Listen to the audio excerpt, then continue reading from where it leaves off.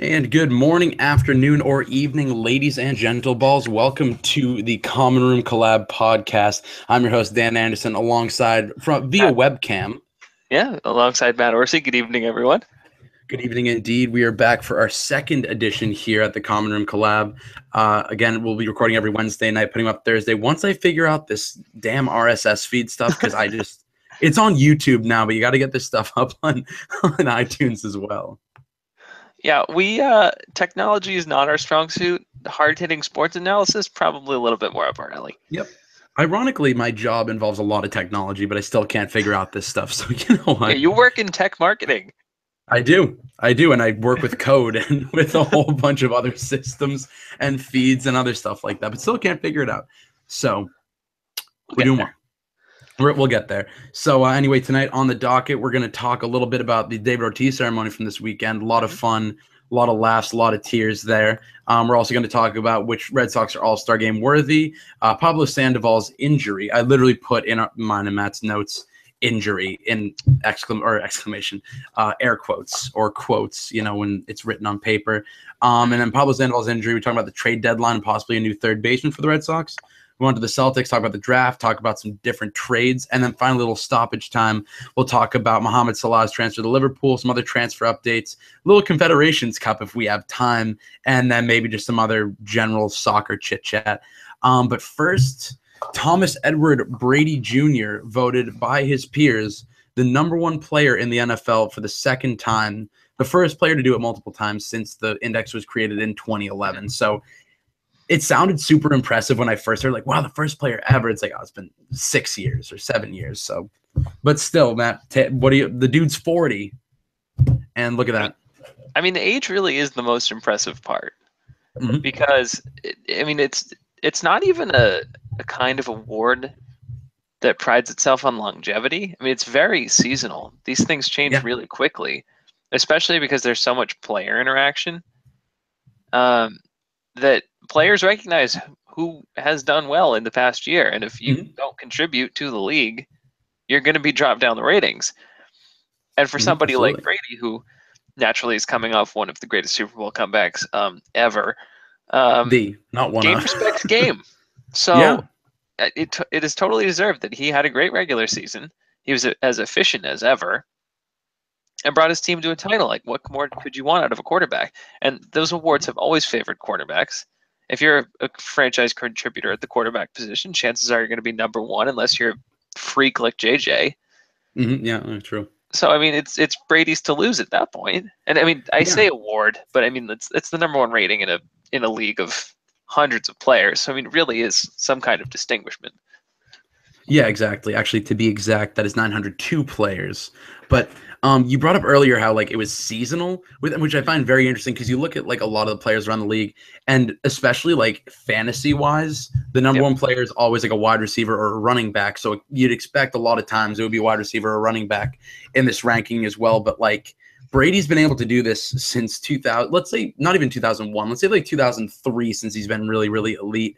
Every year he's been fantastic. When you have guys I actually took the poster down, but I had a poster with Clinton Portis on it, who was the best running back of all time for about a season and a half. So it's just very interesting to see seasonally how this all changes, and yet at the same time, 14 years later, here's Tom Brady. All right, and it's fascinating. So if you look at the top 10. You have 1, 2, 3 quarterbacks. You have 3 wide receivers, 2 running backs, a linebacker, an edge rusher, and I think that's it.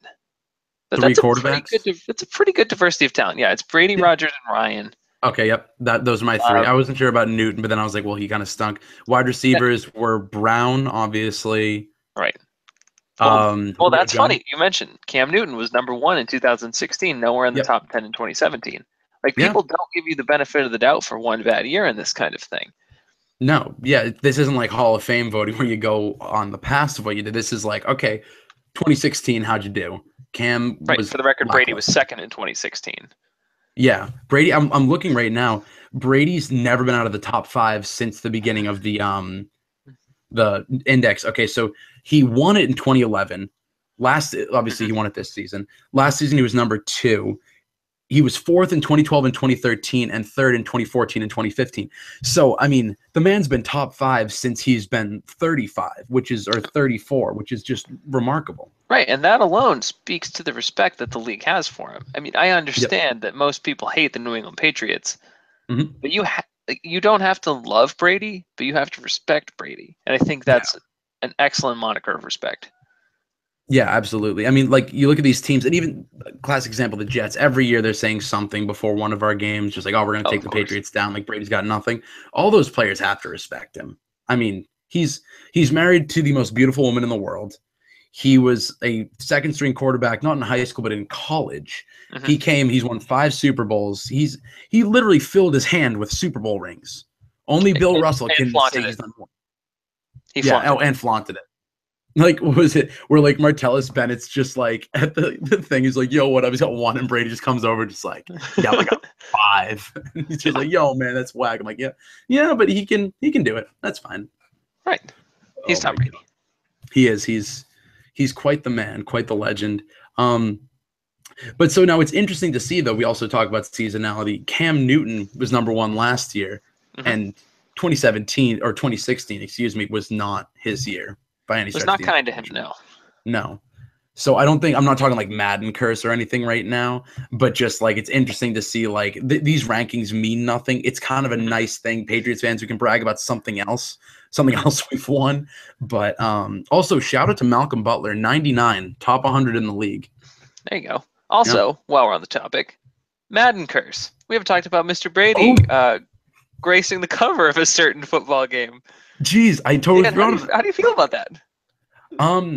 It's interesting. It's funny. Now you bring this up, I remember when I looked it up, we were at the gym one morning, and I remember I just was doing something. I'm like, all right, got to take a break, got to take the set. I go on Instagram. It's the first thing. I'm like, all right, I'm only 1 set in on a 3. I'm getting up and showing Matt this. Like, this can't wait.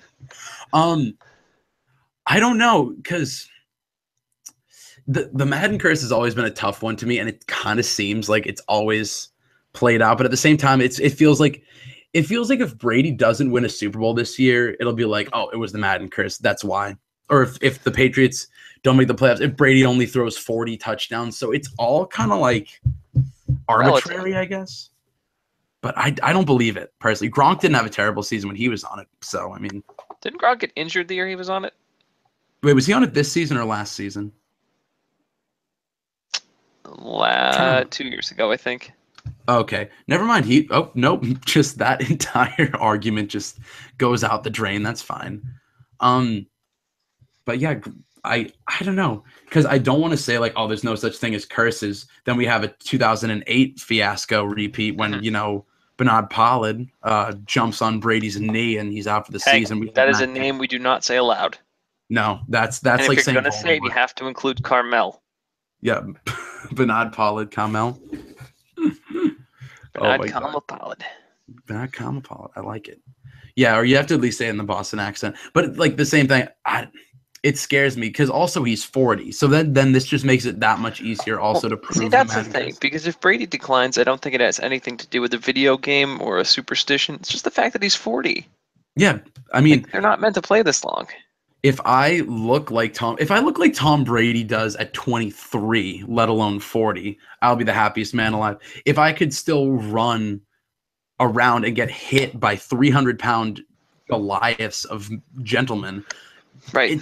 It would just be like unbelievable at 40, and he does it every day. It does scare me though. And obviously you're a big Bill Simmons guy, and you told me to listen to the Malcolm Gladwell podcast. I did. And one thing they also talked about on that pod that no one in the media talked about was when Giselle was just like, oh yeah, Tom had like he had a concussion and he went out and played, where it just seems like that was just like, whatever. It was like the Peyton Manning HGH thing. Like, it happened and it was like, okay, that's great. And then everyone moved on. I find that to be, for a guy that at the time was 39 years old, been playing, let's say, and this is being conservative as hell, but let's say real true contact football started when you're about 14, let's say freshman in high school. He's still playing contact football before then, but when it starts getting really intense. So he's been taking a beating for 25 years. And he's still getting concussions. Right, and not to mention that the older you are, the more impact those head injuries have. Mm-hmm. Like he And has to he's remember got a beautiful family. right. I was just going to say, you have to remember he's going to be a father. Mm-hmm. He has a post-football career that he has to worry about. Yeah, which, I mean, he says it's going to be in a while, but who knows, like, what happens. If he tears his ACL or something bad happens this year, knock on wood that doesn't happen. Jimmy will be starting.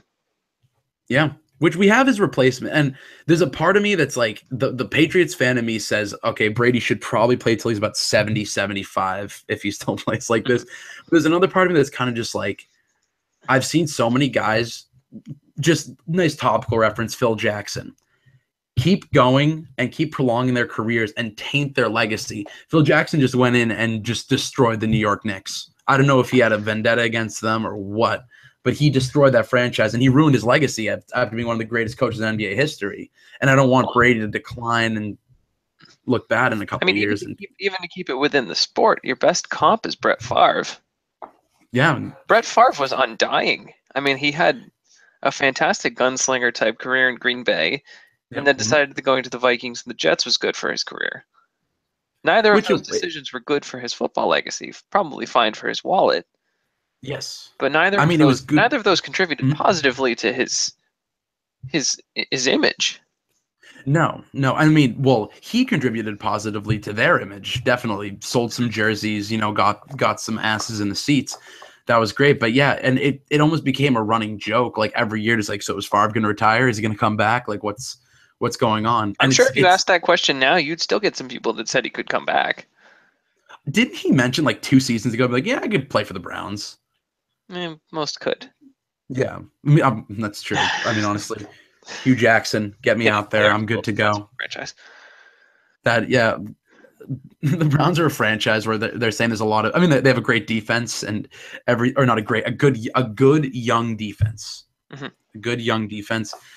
They're going to trade them all away for like me as their quarterback. They'll trade Myles Garrett for me and a sack of footballs. They'll be great. Well, speaking of incompetence, the interesting story of the week was Vince Young calling out quarterbacks like Ryan Fitzpatrick, saying, "How does he have a job?" I know, Vince. You haven't played in several seasons. I know Vince Young and like Tim Tebow are two guys that are always very interesting to me because Vince Young, of course, leading the Horns to a national championship in 2005. Oh, hook 'em. Yeah, in the background. Yeah. Big old banner. Was it the that was the Rose Bowl over USC. Yep. So he leads them. Scamper into the right corner of the end zone. That might be one of the most famous plays in college history. But it's one of them. But then Tim Tebow leads Florida to national championships too. And they're out of the league immediately. Vince Young gets mad, and Tim Tebow, just kind of he has that great comeback against the Steelers to move them out of the wild card. But then he's gone. But then you have guys like Ryan Fitzpatrick who legitimately suck. And I can tell you that as a fantasy owner. Like, as a guy, there was 1 week where I would have won, but he got -3 points. How do you do that as a quarterback when they mostly average 20 points? That was his 6-pick, 4-pick-and-a-quarter game? Yes, it was. That was a fun one just to be like, oh, got a comfortable lead. That's weird. My lead's diminishing. Oh, they didn't get any new points. Oh, I lost them. Okay. Well, yes, that's always a fun feeling when you could have played no one. And more. No one. You didn't even have to set anyone. I can't even remember who my other quarterback was at this time, but he was on a bye that week. I could have just put him out and I still would have won. Yes. I would have looked like an idiot because people are like, oh, you're not even paying attention to your team. But, well, I don't know. But I just find it funny. You have these really talented quarterbacks who are out of the league super quick. I'm pretty sure Vince Young sprang for up too, which makes me sad. Tebow's fine. Congrats to him for being promoted to single A. I'm going to weirdly segue off of Vince Young's bankruptcy. Another story of the day. Clinton Portis admitted that he almost committed manslaughter against his former financial manager. Well, okay, so let me break this down for a second. Anytime it has something to do with a financial manager, yes, that's not going to be manslaughter. That's going to be murder because he probably stole so much money from him. Well, no, he lost in the market. Oh, the story I read, and then Portis threatened to kill him, or at least contemplated killing him. Oh my! Well, so how's that manslaughter in any way? That's just straight up murder. He had intent to kill. It was contemplative. It was never acted upon. That's good. Yeah, I thought it's like, yeah, I almost manslaughtered my financial advisor. He was crossing the street of downtown DC and I almost rammed him. I contemplated manslaughtering him. Oh my. That would have been this. That would have, that would have been like one of those like weird. It's like Delonte West last season when he's like, yeah, he was in like 7-Eleven wrapped in a blanket without shoes, like covered in dirt, like those super sad former like athlete. I don't know why I'm laughing at Delonte West, poor guy, but just like, what? Are you kidding me, Clinton Portis? Yeah, yikes. Oh my god, I considered manslaughtering him, but that Jesus Christ, cheese and rice. Oh my god. Well, that's something I didn't know about. So, but he's another guy though, and running backs are like, weird analogy. They're like the band Nirvana, you know, like it's like the brightest stars shine for the least amount of time or whatever it is. No, mostly just like they were good in the 90s. That also fits. Yep, exactly. That's also fair. Yeah. But like with running backs, you know, those guys, it's just like you could have a season or two of being great and then you suck. Well, it's the way the league has gone because you have organizations like the Patriots that run as if running backs are interchangeable parts. Yep. And there's no need to have a 325 carry franchise back like everybody used to have. Like Portis in both Denver and Washington was a go-to back for a decade. Yeah, roughly. So but like I just after you. Nope, all you. Yeah, so no, it's funny because I remember him like having like a bunch of good seasons in a row and then just not hearing about him at all. It's like one of those like fade into obscurity guys. It happens. Yeah. Well, because the NFL, that's the thing is, out of every professional sport in the world, football would be the one I would choose not, or be my least on my list. Number one, the concussions, that's dangerous. But number two, it is the most thankless, like disloyal sport in the world because like coaches there, when it comes to 16 games where one game can be the difference between playoffs and not playoffs, is almost zero. Yeah. Like, I think Tom Brady's dad made the prediction that Brady would not have a good ending with New England. And I think it's true. I think Brady's going to try to play one season longer than he should. And even Belichick's going to be like, yeah, about that, Tommy. Yeah, sorry, buddy. Right, it's, take him to the farm upstate and just let him go. Yeah. It's like, it's almost over. Exactly. But, so anyway, congrats, though, to Tom Brady, number one. Let's get Super Bowl 52, get that 6th ring. So now, okay, so we'll move on. We'll move on from the Patriots. We had a lot of Patriots talk right there for a season that literally has nothing. It's just a weird NFL banter, criminal Madden curse.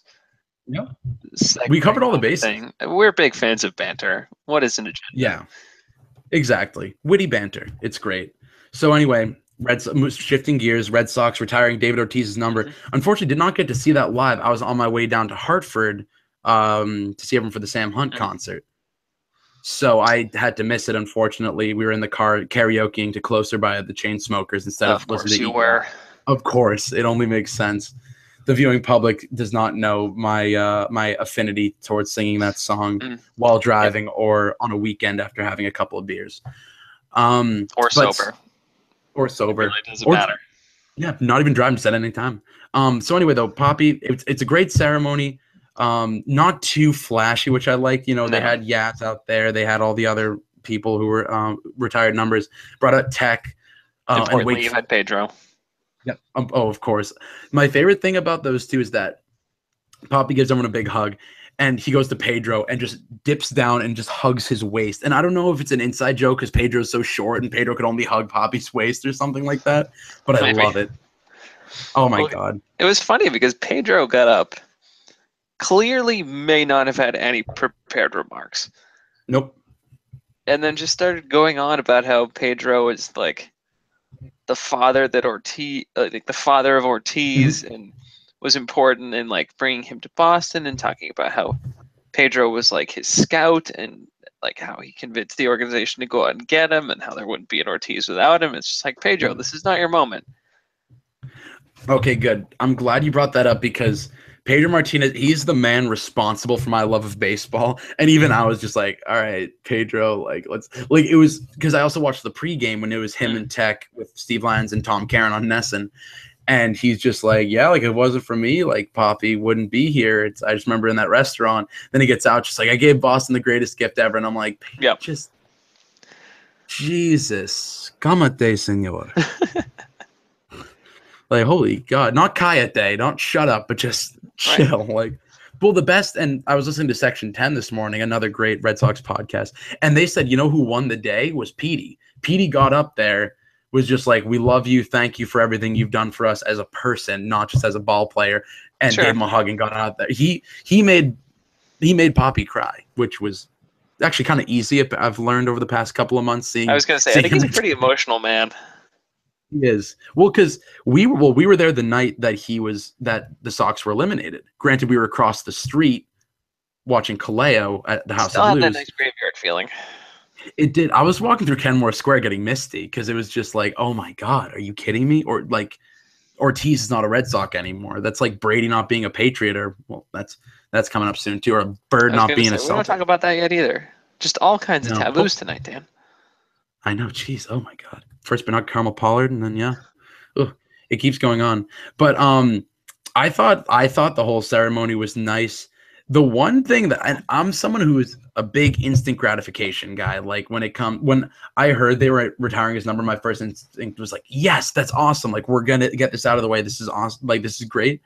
But at the same time, I was kind of thinking too, like, well, is it almost too quick? Because the man retired like 200 days ago. So it's too quick for a couple of reasons. One is the one you mentioned, where the run-out time was, what, 6 months, 8 months? Mm-hmm. Yep. 2 months.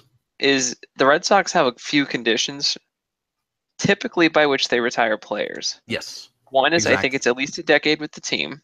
Yep, you're correct. You have to finish your career as a Red Sox. Both of those do fit for Ortiz. However, the third is that typically you have to be inducted into the Baseball Hall of Fame. That, last time I checked, did not happen, as Ortiz is not eligible for another 5 seasons. Yes. So, well, if you're looking back at the numbers, then because that's the thing is the original Dorr, Cronin, Yastrzemski, Williams, those, and well, Fisk, they actually had to break the rules too, but Fisk was a special case. Well, all of them were special. Those 5 were alone for a long, long time. Then it was Pesky. Pesky fit the first 2, the 10 years plus finishing his career. Right. Pesky was good hitter. He has a pole named after him, but he's not a Hall of Famer. But the dude was like a 260, 270. No, but he's a local legend type, which kind of makes sense for retirement. Exactly. So then they break the rules with him. They break the rules with Fisk first, but they break the rules with him. Jim Rice, I think Jim Rice fits the bill completely. I think he does too. I want to say he does. Wade Boggs does not. I don't think he quite had 10 years with the Sox, but he finished his career with either the Rays or the Yankees. The Devil Rays, excuse me. Well, he went on to 2 teams from Boston. Yeah, he just lived in the AL East at that point, honestly. Yeah. And then after, am I forgetting anyone? I don't think so. And then, you have Pedro before Boggs. Pedro's only here for 7 seasons, finished his career with the Phillies. He's a Hall of Famer, though. But Pedro was like that. He was the guy. Yeah, he was like made Chris Sale look like Rick Porcello. Like, that's how great. Because Pedro's 2000 and 2001 or 99 2000 are like 2 of the greatest pitching seasons ever. I want to say 99 2000 was like 22-3 with like a 1.9 ERA. That's disgusting. Just that's something when I'm gonna go turn on the show after this, turn everything on easy sliders all the way up, and I might get. And they'll still hit you harder than that. Yeah, that's just how dominant Pedro was.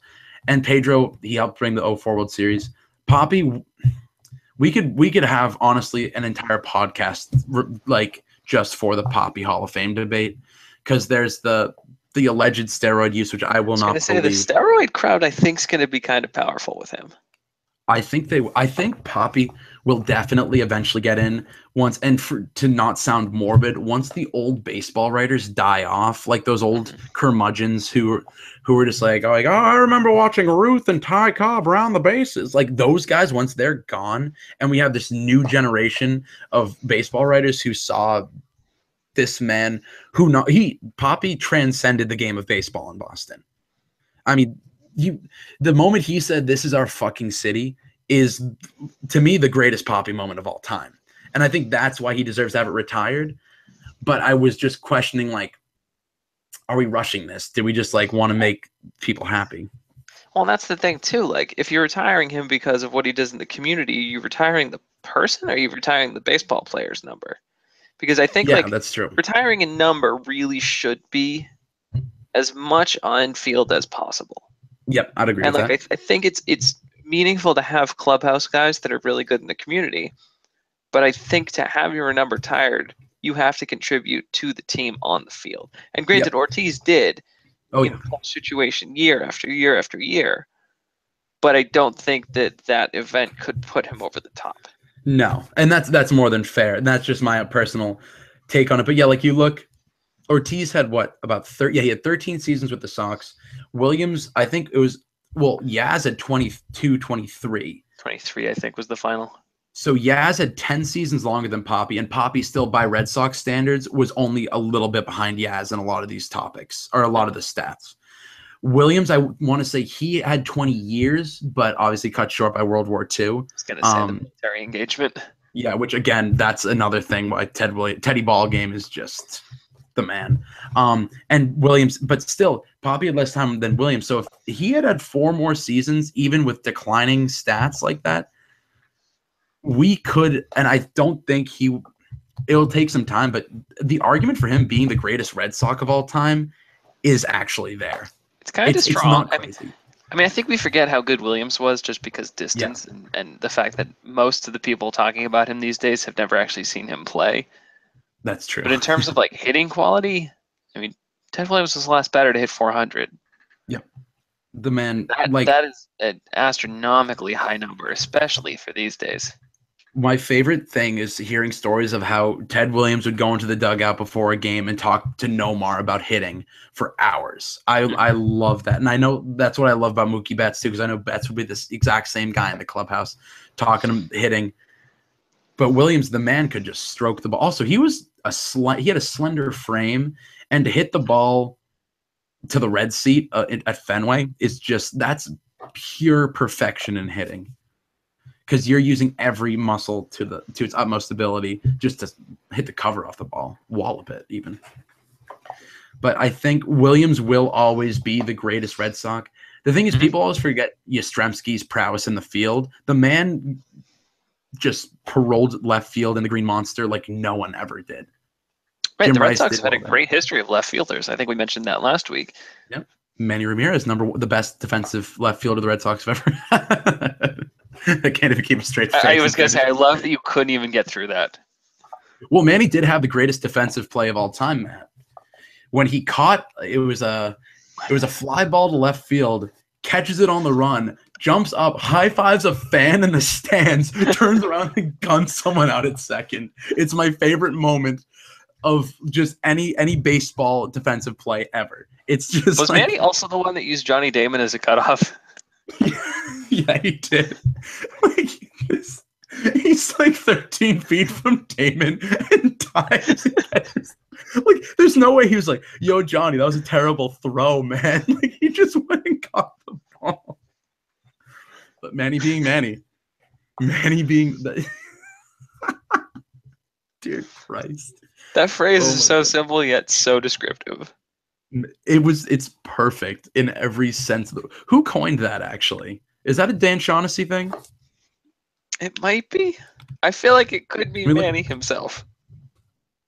I could see that. It's like Manny being Manny, man. I don't know how. Oh, here we go. We have a brief history of the phrase Manny being Manny. So we'll continue. I'll like half talk and listen and half read this, so it's not just like an awkward 3 minutes of silence. Wait, no, here we go. The very first use of the phrase in print was attributed to then Indians manager Mike Hargrove in 1995. Oh, okay. Going back beyond Boston. Yeah, 5 years before Boston. Okay, so there we go. That makes sense. We can move on now. But I mean, I was very happy. But it was one of those things too where I was like, we could have waited longer for this. Mm-hmm. But I love Big Papi, and I know the next time I go to Fenway, which we need to discuss about going to a game soon. just looking up at the Budweiser deck and just seeing 34s gonna make me feel old because I met David Ortiz. I have the picture. I'm looking at the picture right now, actually. I met David Ortiz when I was a pudgy 11-year-old. I have his autograph right here. Like, he was my idol growing up, and now he's retired. Yeah, and his number's retired. So that's a hell of a thing. But Poppy, of course, being a perennial all-star, he'd probably be in the all-star game this year if he was still playing. Yes. Let's go around. Who are the Red Sox all-stars? I don't know if we have any. I don't believe we have anybody starting in the All-Star game. No, no. So as it stands right now, your American League roster would have Eric Hosmer at first base, Jose Altuve at second base, Miguel Sano at third, Carlos Correa at short, Salvador Perez behind the plate. You'd have Nelson Cruz at DH, and a starting outfield of Judge, Trout, and Springer. Jeez. Aaron Judge, also the rookie, starting the All-Star, possibly. Well, yeah, the ballot's closed, right?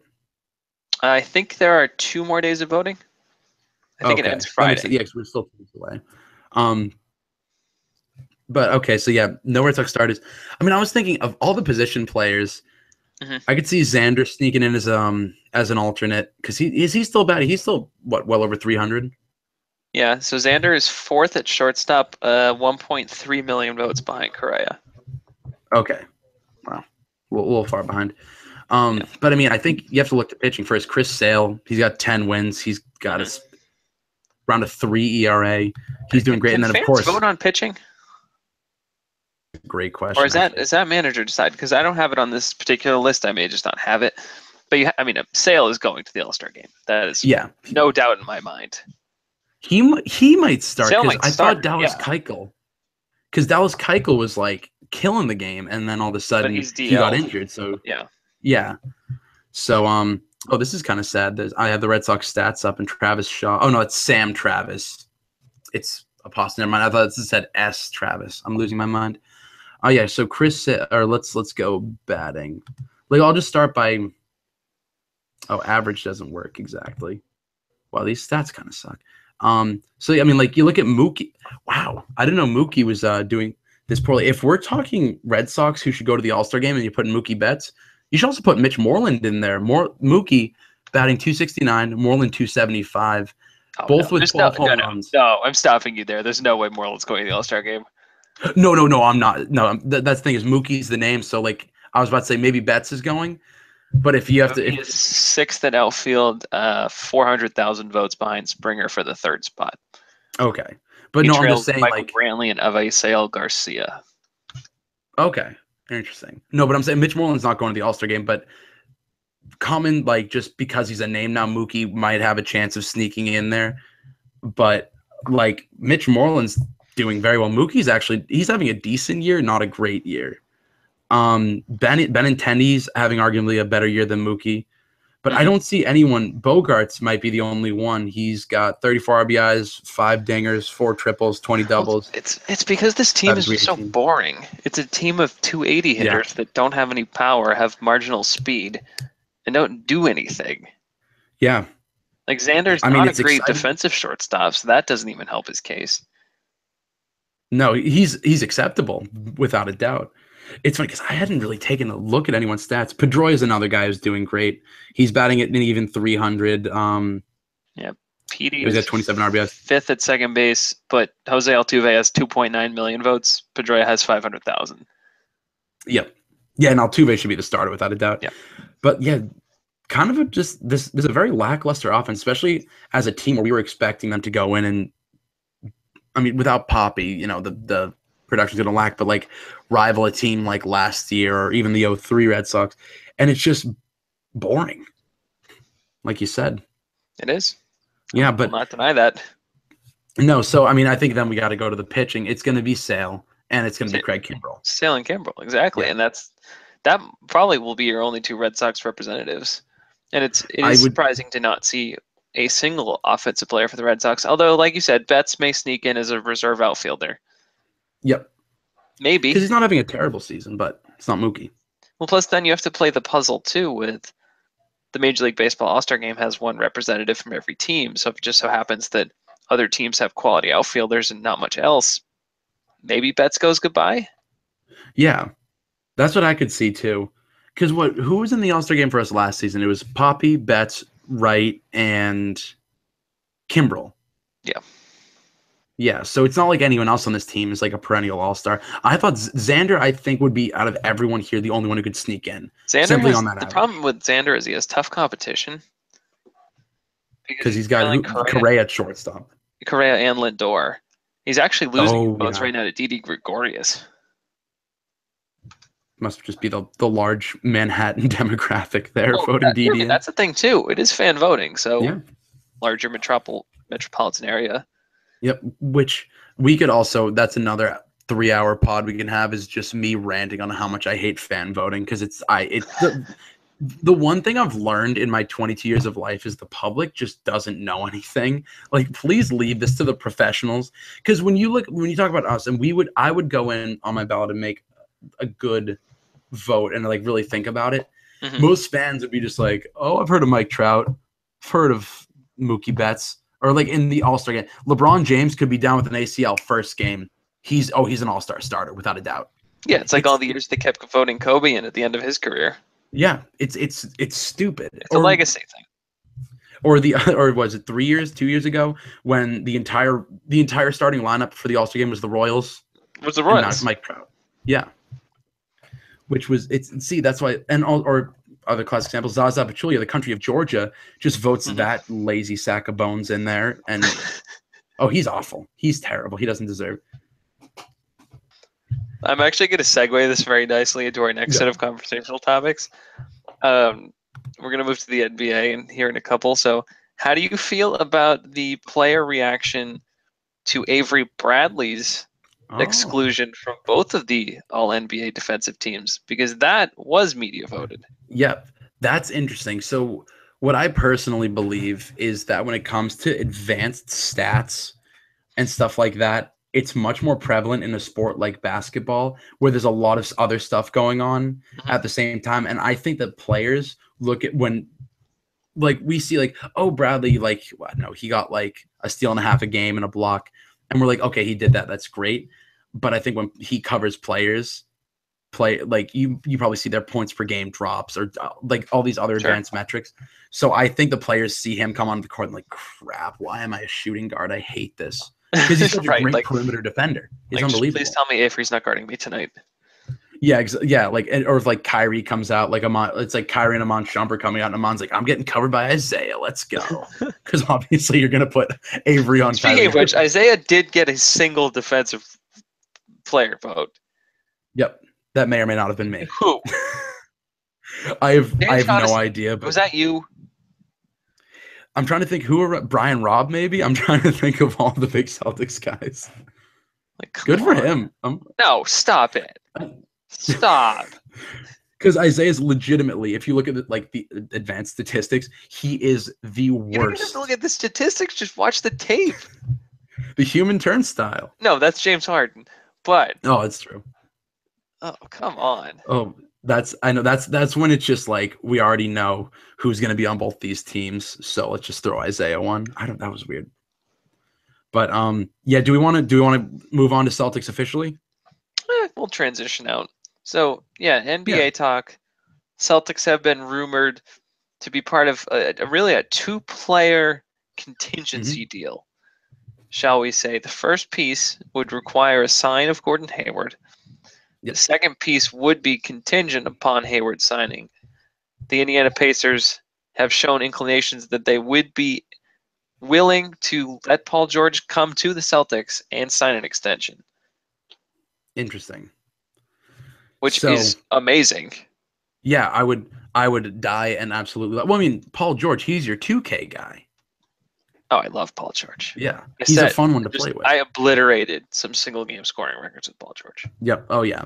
It made Will Chamberlain look. Were then broken by Chandler Parsons, but yes, 2K is a weird game. That's the weird. Yeah, that's the weirdest thing. Yeah, I dropped 100 with Paul George. Chandler Parsons dropped 125 right after though. So this is interesting. I hate that guy. God, can't fucking stand him. This is an interest. This is also one of those Celtics pipe dreams. It's just why the NBA offseason, I love it and hate it at the same time. It's really just like a bunch of funhouse mirrors. It is. It's just, I mean, well, because at every point of the season, every major player is somehow linked to the Celtics. It's like soccer players in Manchester United. Every single one of them is linked. Mm-hmm. This Paul George trade, a lot of people are questioning, oh, can Hayward and George play together? Like, we need a true power forward. They can play together. Do you, though? In 2000, you do. But in 2017, absolutely not. Draymond Green's the starting center, and he's 6'10". I think he's as tall as LeBron is. Granted, LeBron can literally play any position and can be the best at any position. But I like the idea of this trade. I don't believe he'll sign a contract extension or agree. If that's what the trade's contingent on, it's like, we're only going to trade these guys to you if he agrees to sign a contract extension. There's no way. We need to bring him to Boston. The fans need to be out there every night cheering him on. The media's got to just back off. I don't care if he's not dropping 30 a game. Just don't torture the guy. I'm not sure Boston media knows how to do that. I mean, they've ruined the psyche of countless athletes that have come through this town. Oh, we could start David Price being the most recent of them. He hates it. He still hasn't recovered. But the thing is, what I already know the media is going to do is, now Paul George is on a team by himself. He has no one really to help him out. I'm blanking on every player on the page. He has Miles Turner, who's another good, but he's more of a defensive guy. I was going to say he's more of a shot blocker than he is a interior presence. Exactly. So George is running that team by himself. Add Isaiah Thomas, one of the best scorers in the NBA from last season. Add Gordon Hayward, who is one of the leading scorers on the Jazz, great player. Al Horford's a guy who can put points in. George's going to go from his 25 points a game, probably down to about 20 or 18. Mm-hmm. The media is going to look at that and not think, oh, well, maybe it's the guys around him. They're going to say, wow, George's production's lacking. The fans are going to start getting against him. That can't happen because he's not going to sign again. You say that, but it's the Warrior effect. People just watch Kevin Durant go have a pretty normal regular season, and the numbers weren't fantastic. I mean, Durant was used to scoring 26, 28 points a game when he's just him and Westbrook. Yep. But I don't think that's a fair criticism from the media if they're going to get on George for lack of contribution when other people will have opportunities freed up just because he's on the floor. I mean, when Paul George is out there, somebody is on Paul George. There's nobody that can sag off of him, which is going to have good things for the spacing on the floor. It's going to have good things for movement of the ball on the floor. And that will leave shots open for everybody else. So I think as a team, the scoring may go up. In that case, you have to look at, alternative metrics besides points per game. You can look at like contributions and assists and point. I think there's points accounted for. The assists. Yep. Mm-hmm. Yeah, and when I say that, I know I know obviously the media might not do that, but I can even our media can't be that dumb, right? If you're what? Sorry, even our media can't be that dumb. Oh, but they can. I think they can. They can, or even the media. I have a lot of respect for a lot of guys in the media around here. I'm a little more nervous about the fans because we do have some very dumb fans around here. See. Dumb potentially. Passionate and willing to learn, though? Yes. I think so. Well, also, speaking of the fans, actually, this is actually good. This is a good segue. We can discuss Paul George trade packages, what we'd want to give up, because to me, he's a rent-a-player. I think he's going to be in LA next year. No matter what, no matter if we go 82-0 and win a championship and he's the happiest man in the world and we can give him $100 million. Yeah, I mean, that's the general consensus that he's going to Los Angeles. Yeah, which is what I personally believe. So we'll talk about trade packages. But to start, though, one man who I think at this point has to 100% be is Jay Crowder, which also, may I just quickly thank you. 100% because I don't know if you saw this. It was on Bleacher Report the other day. And it was a tweet. It wasn't an article. And it was a screenshot of Jay Crowder's Twitter, specifically his Twitter likes. And he liked pages upon pages of get the hell out. Like, oh, Jay, I'll help you pack your bags. Go fuck yourself. All these terrible, terrible tweets at him. Mm-hmm.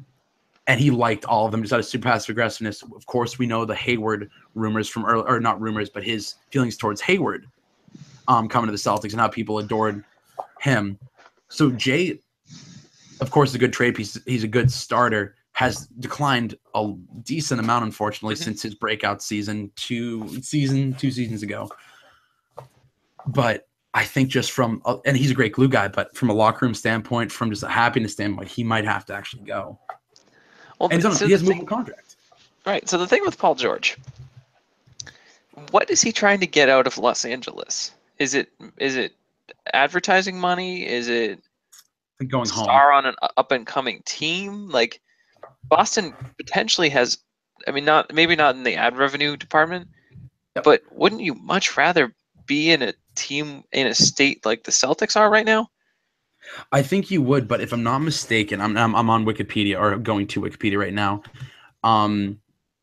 I believe that Paul George from California? He is from Palmdale, California, which would do it. Sounds like Southern California. Anything that has the word palm in it.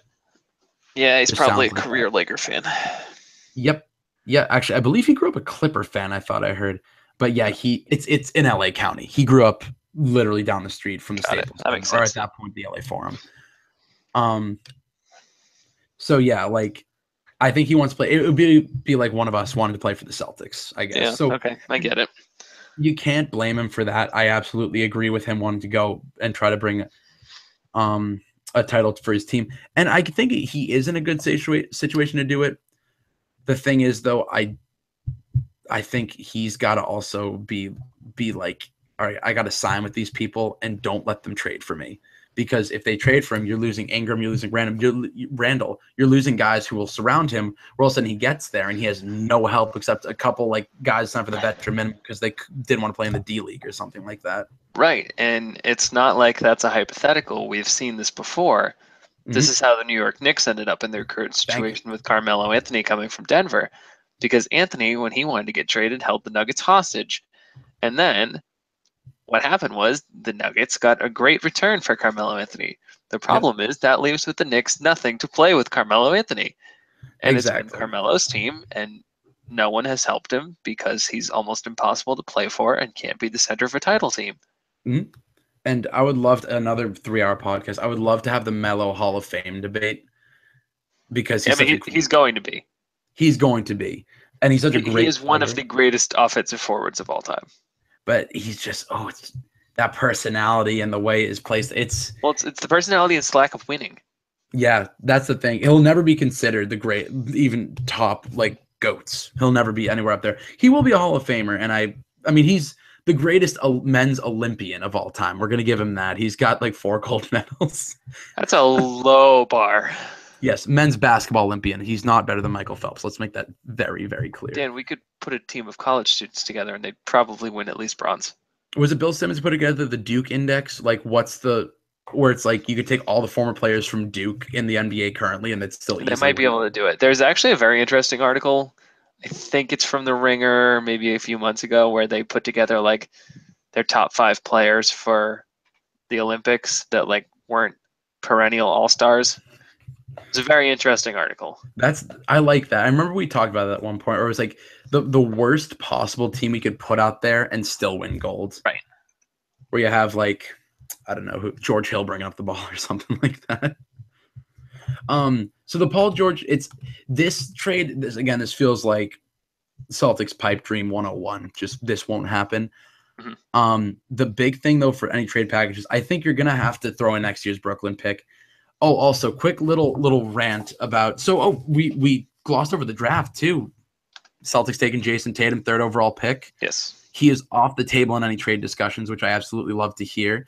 So I mean, I'm very happy. I like Jason Tatum. It was between him or Josh Jackson, aka Jaylen Brown 2.0. We already have Brown. Also delightful new nickname for those two. 7-Eleven. Yeah, I saw buckets that. 24 hours. So Jaylen Brown number 7. Jason Tatum, number 11. It makes sense. Yeah, I can run with that. I absolutely love it. And I like how there's already a little bit of camaraderie there. So anyway, yeah, the draft. But what I made a realization of, and I think I'd made this realization last year, but so Danny's compiled all of these assets. As I think we've heard someone say that at least 100 million times over the past 5 years. Whenever I think we've basically said it every waking minute since Paul Pierce walked out the door. I think you're correct. So he compiles these assets, of course the crown jewels being the Brooklyn picks. That goes without saying. But then he compiles all these other first round picks. And I believe his plan was that he was always going to keep the Brooklyn picks. And it's like, but I have all these other first rounders, so I'm going to trade those away. But I don't know if I've realized this now, and I don't know if he's realized it yet, but no one wants those other picks if it doesn't involve what's probably going to be the number 1 overall pick in Brooklyn. So we're not going to trade that Brooklyn pick in any trade. And we're probably going to end up. I mean, you look at the Jimmy Butler trade. The Celtics could have put together a way better. I mean, an already failed point guard. Granted, he came out of Providence College, 20 minutes down the street from our alma mater. So I got to give him a shout out. A failed point guard has 1 season under his belt. He has the athleticism, the ability to come back, but he's also 23 for his. And Zach LaVine, who is decent shooter, decent point guard, but I frankly think is overrated because of his athleticism and unbelievable dunks. But you can't overrate athleticism in this NBA. No, you can't. But I just believe that he's a little bit more of show than, and granted, I mean, he's an athletic freak, and that's probably his best quality. But it's just like I think the All-Star game dunk contest heroics kind of made him a little overrated in the eyes, because he's now like if you see NBA commercials, he'll be in them because he's a premier NBA player because he did the dunk contest. But I just think the Celtics could have been throw in Avery Bradley and 4 first rounders. That's a better deal already because they got Lauri Markkanen, who I don't know how he's going to be. It's really an awkward player. He's a 7-footer who plays like a point guard. Yeah. And not in the good Ant Davis kind of way, he legitimately cannot rebound the basketball kind of way. Yeah, I saw something where what was the statistic? He got 2 rebounds in traffic or something, or 16 rebounds in traffic. If you look at him, you just put a body on him and he's done. He doesn't have the technique and he doesn't have the size.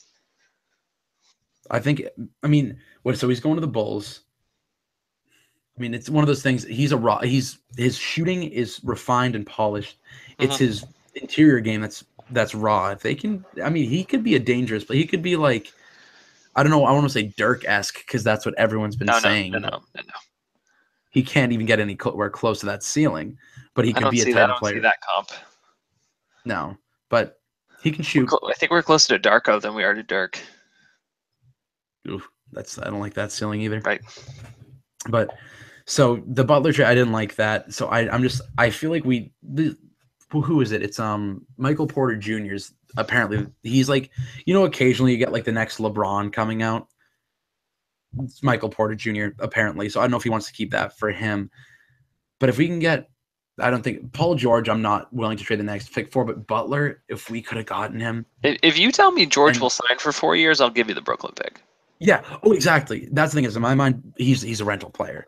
But if George will sign for 4 years, then yeah, I would absolutely do that. So then last thing we can talk about with the Celtics, this pipe dream works out to perfection. July 1st, get that Woj bomb. Hayward signs with the Celtics. Woj bomb by ESPN starting July 1. Really? So, oh boy. Okay, so I'll have to download the ESPN app again. Woj bomb. Okay, we get Gordon Hayward. 2 days later, Woj bomb.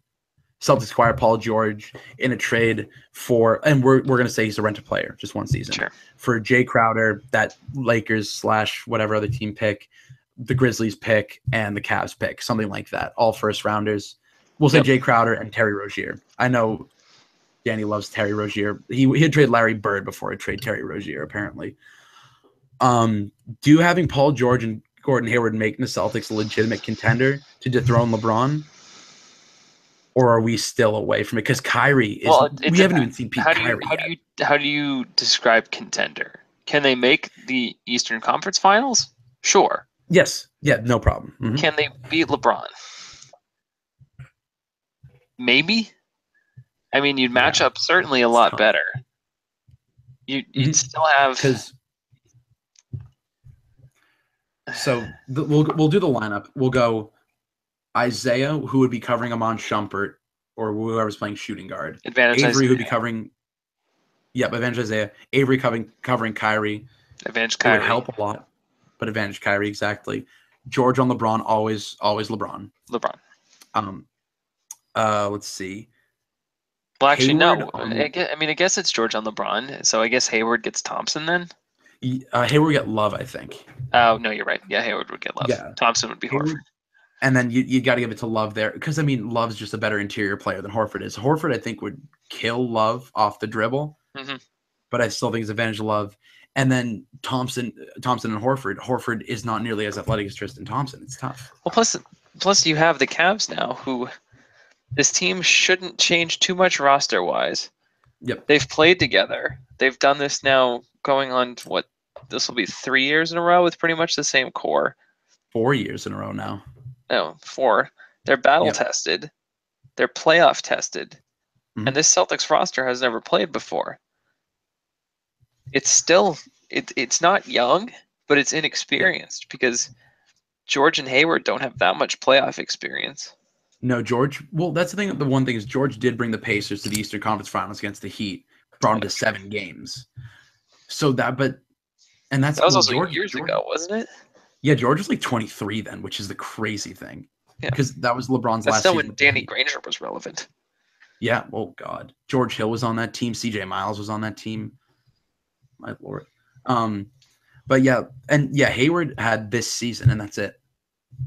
And he got swept by the Jazz. Isaiah has some decent with the Celtics last couple of seasons. Horford has some decent playoff experience. Bradley, of course.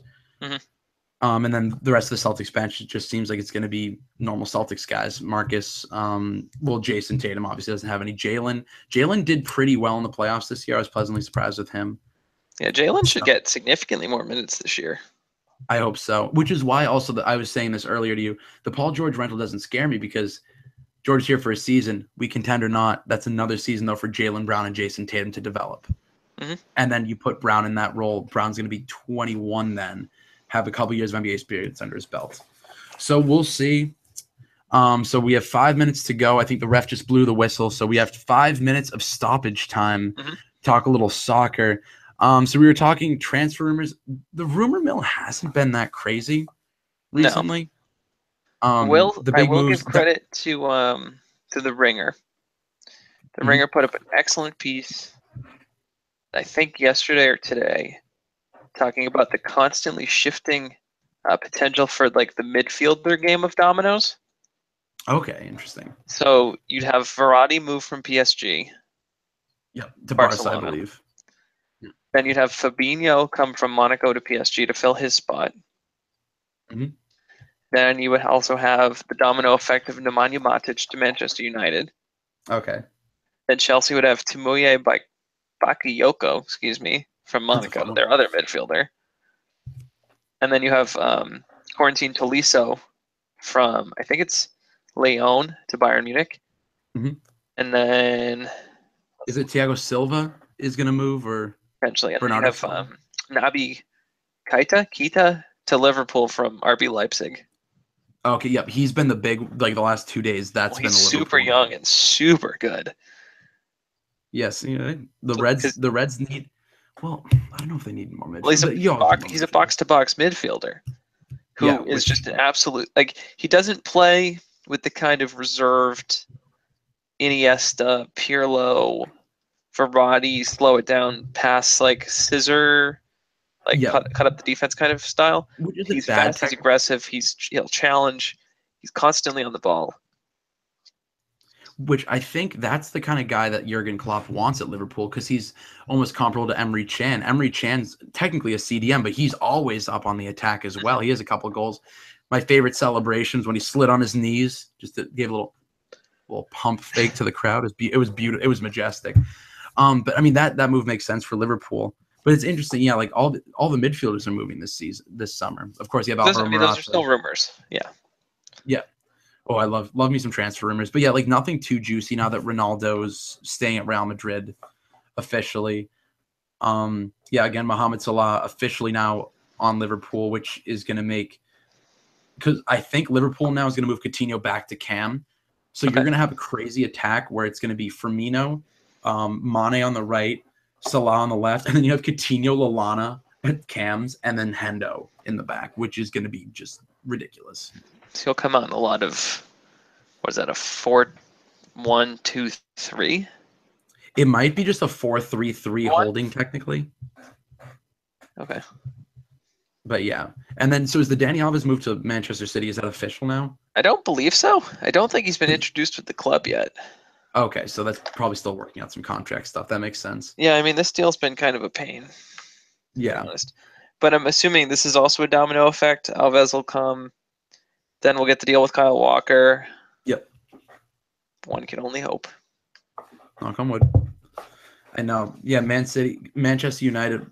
Now all of a sudden, Man City was like the team for the past 2 seasons in Manchester. Man U signing, it's getting close to signing Alvaro Morata from Real Madrid. Yes. That might be honestly that Verratti to Barca would be bigger, but that might be the biggest move of the summer if the Verratti deal doesn't happen. Well, because United is in dire need of a striker. Yeah, because is it Rashford and Martial for them still? Oh, well, Ibra left. Ibra got released. Right. So, I mean, it's pretty much an open void, and it would be filled by Rashford, but I think he's just too raw. Yeah, which Morata and Rashford's 19 now. Morata's 23. So they're still both super young.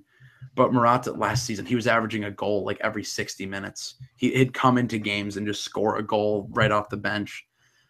But I think he deserves, and I'm always in FIFA, I always replace Morata or Benzema with Morata in the starting lineup. I prefer Morata, but the Big Benz isn't leaving. They have Borja Mayoral coming back from Wolfsburg from loan. He's ridiculous. He's only 19. So I think it makes sense for Morata. What's your take? Morata, he got married last Friday and is cutting his honeymoon short to speed up the deal to Manchester United. I mean, I'm sure his wife doesn't love it, but when the wages start rolling in from a top flight English club, I don't think anybody's going to complain. The most valuable club in the entire world. Right. I think, yeah, she'll be happy. Granted, he's coming from the second most valuable club in the world, but a club, though, that, doesn't really need Liverpool. Real Madrid doesn't need anyone. They can just stay the course and they'll be totally fine. But yeah, so I mean, Confederations Cup's going on. Nothing really interesting happening there. Yeah, Chile won today. I think Germany and yep. Who are they playing? Portugal, Chile was today. Yep, Germany, Mexico. Yep, that should be a good match, actually. Yeah, the Germans should win, and I think Germany probably still wins the final. But if it ends up being Germany and Chile, that is, I mean, 2 teams that have World Cup aspirations for next year. Granted, Germany's not playing anybody in this tournament, but. Yeah, which I mean, we've sat with the Chilean fans at Gillette Stadium. There's the passion there. They have great. I mean, Alexis Sanchez, of course, Arturo Vidal. Right. I would say Claudio Bravo, but yeah, we don't. That's another name. Some people would say that. I am not among them. Yeah, that's fair. The fine folks of Manchester are also not among them. No, well, not you have Ederson. No, you don't have. You don't have to worry about Claudio Bravo. About that. Getting a red card. They're still supposed to compete for first team reps, which is astonishing. Really? Use your eyeballs. It's not that difficult. I know you like your former Barcelona man. It ain't happening. Yeah, leave the past in the past. But so we have a little less than 2 months till Premier League action starts up again, and La Liga. And my Saturday mornings have been so boring. They have, oh my God, I'm freaking, like literally I wake up Saturday and I'm just like, what do I do with myself? There's nothing. I can go and watch. I could watch MLB replays, but yeah, why would I? Yeah, exactly. I know, but so we're close to that. We're going to have more. We'll do on our blog complete Premier League breakdown. Oh, sure. It'll be magisterial, as Ray Hudson would say. But so that is all the time we have for tonight. So quick shameless plugs before we go. Remember to follow us on YouTube, or like this on YouTube, subscribe on YouTube, Common Room Pod. Hit us up on Twitter at Common Room Pod, and look at our blog. It's blogspot.com/Common Room Pod. Let me just double check. Oh yeah, the Common Room Collab.blogspot.com. There it is. I'll drop it in the show notes. It'll be a little easier. Exactly. Perfect. So yeah, again, thanks for listening this week, listening or watching. And like I said earlier, good morning, good afternoon, and good night. I am Dan Anderson alongside Matt Orsi. Have a great week, everybody. Have a great week. We'll see you next Thursday.